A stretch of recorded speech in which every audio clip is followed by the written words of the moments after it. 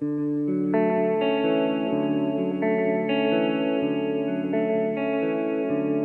good is a spell? It's muddy intentions. So we recorded Leah Thomas's song. It's called Wild As You Are. Leah came down from Brooklyn with her partner, John.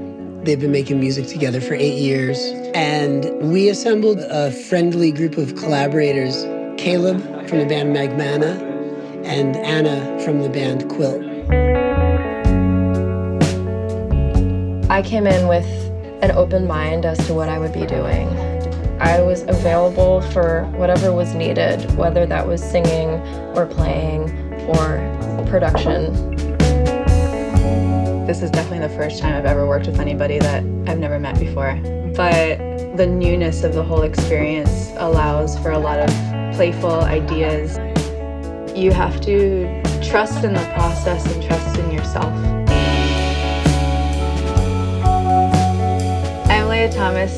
I'm here recording Wild As You Are for an episode of Shaking Through.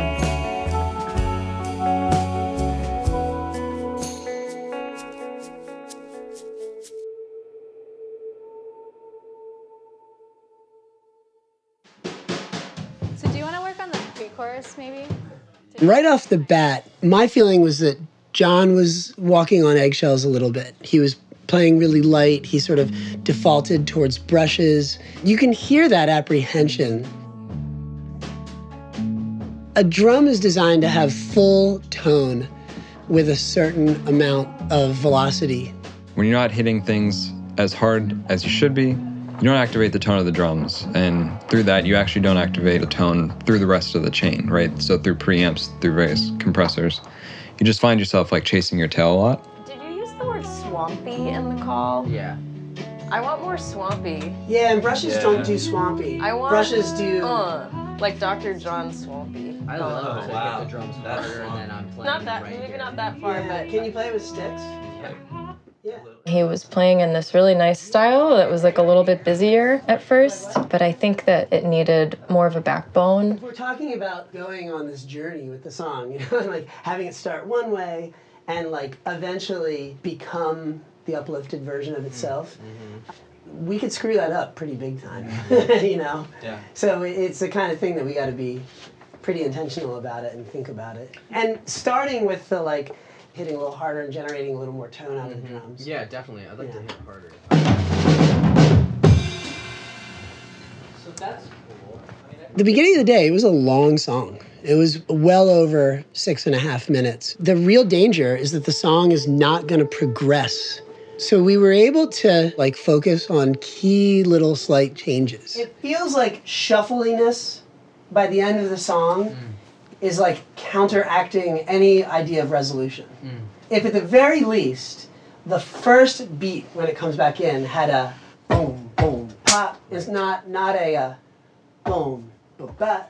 Just be careful not to get too delicate to a point where it doesn't progress. There was a great development in the beat of the song. It went from being a light, jazzy beat to becoming a lot groovier, and I think it gave it a good backdrop for people to play around. The drums started to sound way better, which meant I had to do less as far as processing goes. I think a big, long, slow song like this is always best if you nudge it along the way with little details, and the beat can be one of them. So there's two ideas floating around. Mm-hmm. The one is just not to go to the Wild As You Are part the first time. Just tease at it. It really should be a resolve of the song, like a resolution.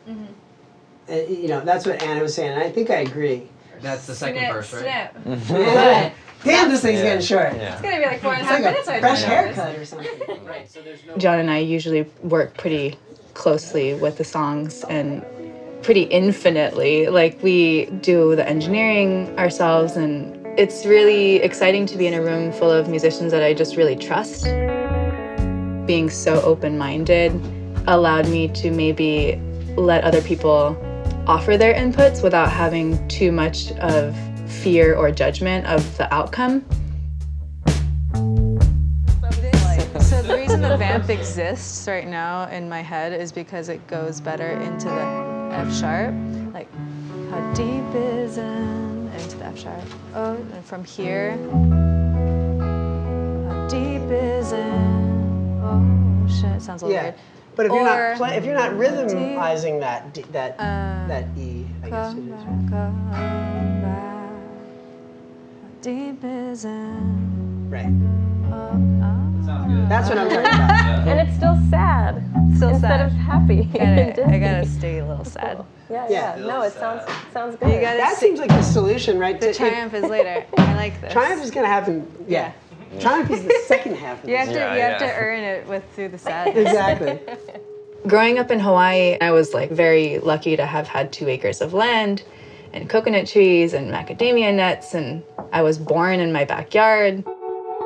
And I moved to New York when I was 17, before kind of realizing how lucky I was, being surrounded by those things as if it was just completely normal. Finding myself drawn to a place like Brooklyn for just opportunity, and worked at a music studio and just like never saw the light of day for 2 years.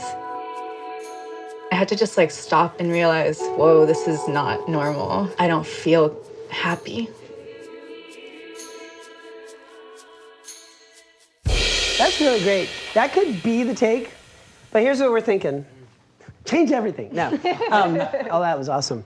I don't see any reason why we shouldn't try to get your electric guitar now. Okay. Because she's in the pocket, and it might be harder for you to like join in with the pocket, not standing out here playing with everyone. Mm-hmm. So I think what we're gonna do is unplug your bass amp. We'll reamp your bass. Okay. But the tone of that guitar is so good. Yeah. The only problem is if we try to reamp it, coming off of tape, we'll be reamping hiss. Noise. Right. Sure. And we can do it on a bass because you can roll off the high end of the bass, but you can't really do that on an electric guitar. We took a long time to suss out what changes we were going to make to the general sort of trajectory of the song. Once we concluded what those changes would be, they might have gotten it in 2 or 3 takes. It was pretty fast. That was great. I mean, that could be it. You guys should listen to that. Okay. Yeah. That felt really good to me. So right after we were done tracking the basic track, we jumped straight into vocals. Does that look about right? It looks like it can come up a little bit. Up? This song is so vocal-centric, and there's going to be a lot of vocals in it. So we just figured, why wait?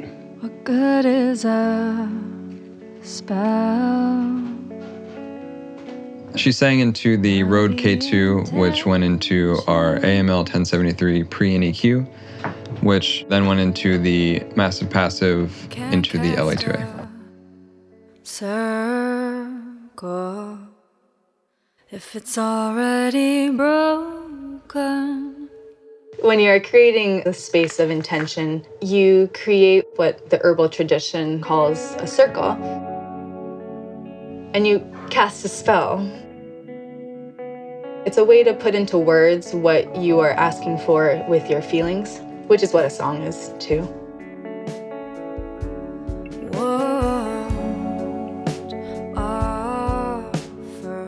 If you can't see the circle as being complete, if you can't see yourself being in that circle and being supported, then it's just not going to work.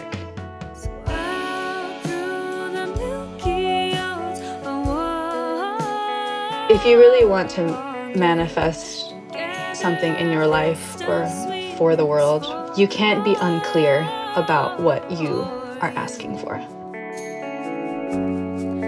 Do you hear what her heart says to you?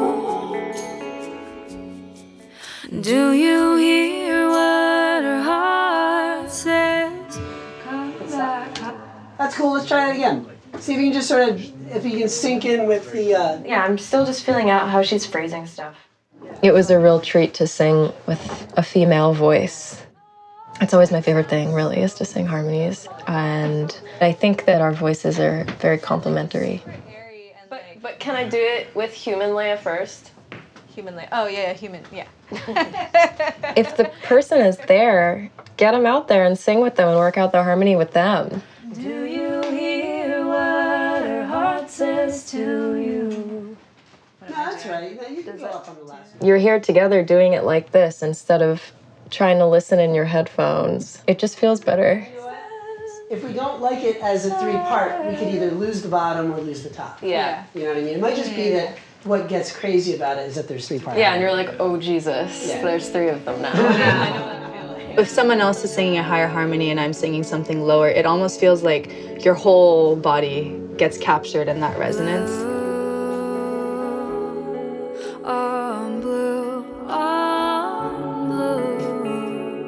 That physicality of it is definitely just another reflection of how healing music can be.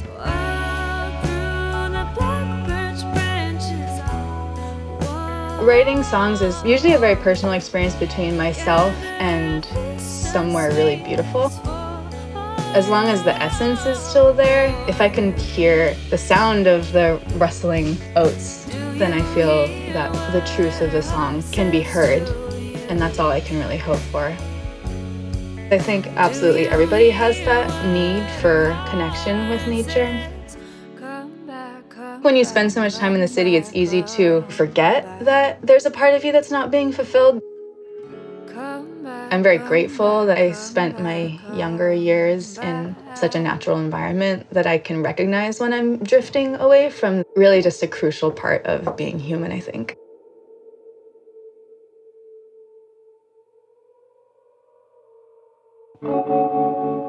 So I was working in an office in a music studio for a couple of years and sort of just pinched myself at a certain moment, and I was like, I need to change this lifestyle.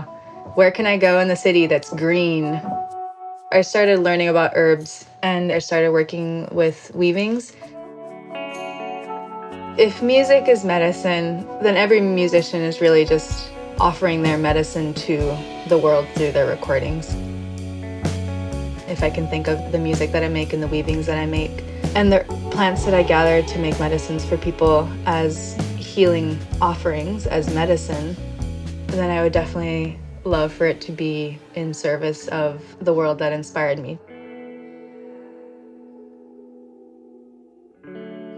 I came into the session feeling very open to how much space was going to end up in this recording.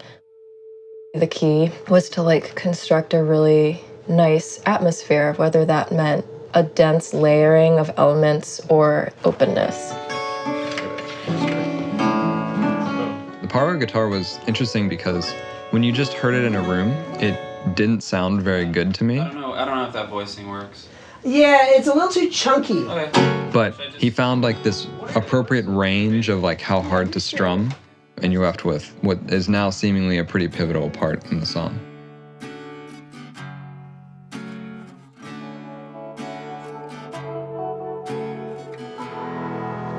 He's got a great touch. That sounds awesome, Caleb. That was perfect. Yeah? Yeah. It sounds really good. It's right. It's in the pocket. It's really nice. It's a lot of texture. I wouldn't doubt it. Caleb's acoustic guitar and acoustic piano gave just a classic sound to the song, especially the piano. So I was trying to decide between ribbons or condensers for the piano. Let's do ribbons. Yeah. We used 2 Rode NTRs on the back of the piano, and those went into our Pacifica preamps, into the Day King compressors, and then our Yuri 530 stereo EQ.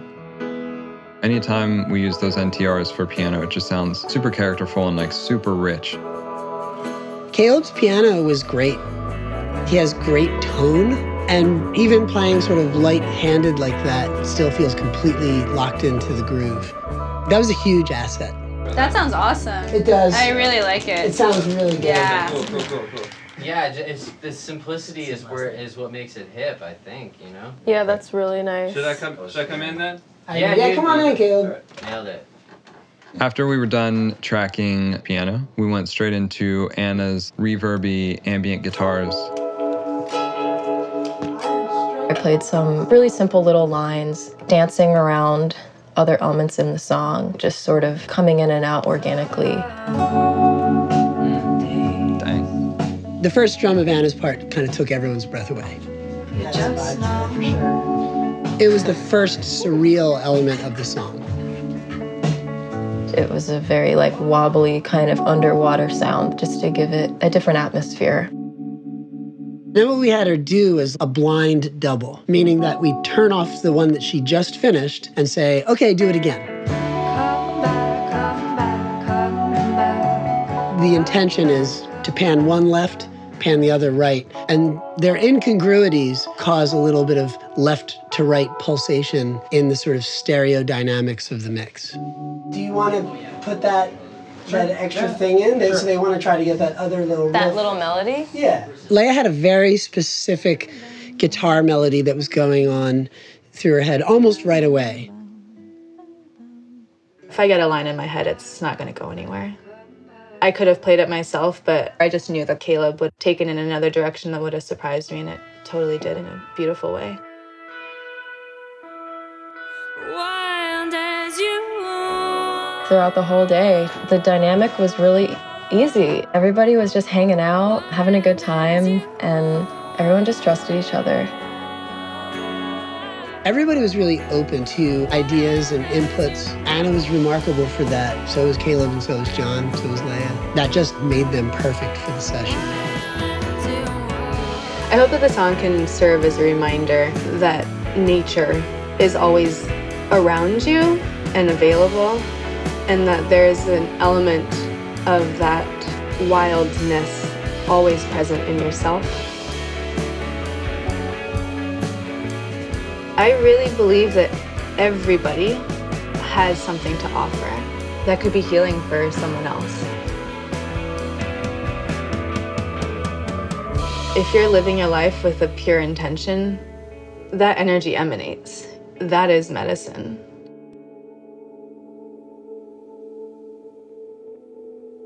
Come back, come back, come back. Come back, come back, come back. Come back, come back, come back. Wild as you are. To download the multi-tracks recorded for this or any episode of Shaking Through, or to learn more about Weathervane Music, the nonprofit that produces this series, you can follow the links on the screen or go to weathervanemusic.org.